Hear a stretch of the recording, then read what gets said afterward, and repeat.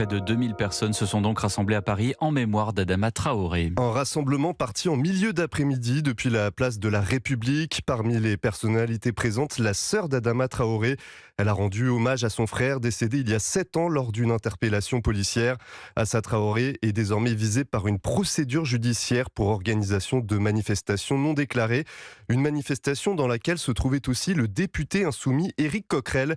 Il a accusé le gouvernement de cautionner les violences policières. Nous sommes maintenant à 7 jours du 14 juillet. Emmanuel Macron avait promis 100 jours pour apaiser le pays.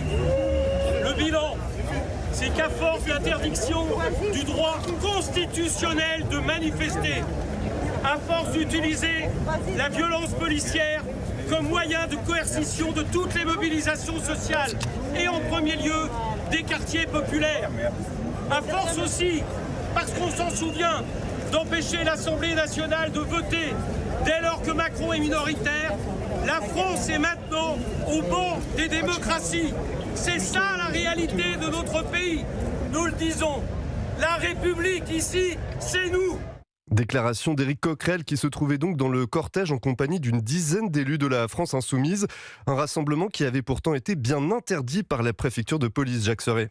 Oui, plusieurs figures de la NUPES n'ont pas respecté la décision de la préfecture de police de Paris. Éric Coquerel, vous venez de l'entendre, mais aussi la présidente du groupe insoumis à l'Assemblée, Mathilde Panot, Antoine Léaumont, Louis Boyard ou encore l'écologiste Sandrine Rousseau étaient présents.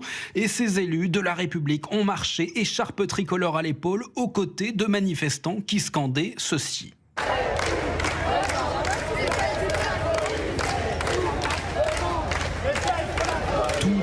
Déteste la police, une image qui ne manque pas de faire réagir la classe politique. Consternant, juge le parlementaire Renaissance Sylvain Maillard. Pyromane, accuse l'élu de la majorité Maud Bréjon. Les insoumis achèvent de discréditer définitivement leur parti, écrit le député européen du Rassemblement national Thierry Mariani. Reste à savoir si cette ligne, tout le monde déteste la police, convient aux autres membres de la NUPES comme les socialistes ou les communistes. Jacques Serret du service politique d'Europe 1 a noté qu'une trentaine d'autres manifestations contre les violences policières ont eu lieu dans plusieurs villes comme à Marseille, Nantes et Strasbourg. Alors justement, en parlant de manifestations, Elisabeth Borne donne une interview aux Parisiens aujourd'hui en France. La Première ministre promet des moyens massifs pour protéger les Français lors du week-end du 14 juillet.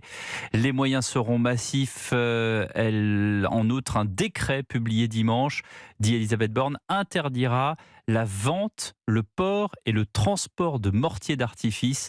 Elle précise que seuls les professionnels qui organiseront les feux d'artifice dans les communes pourront en acheter.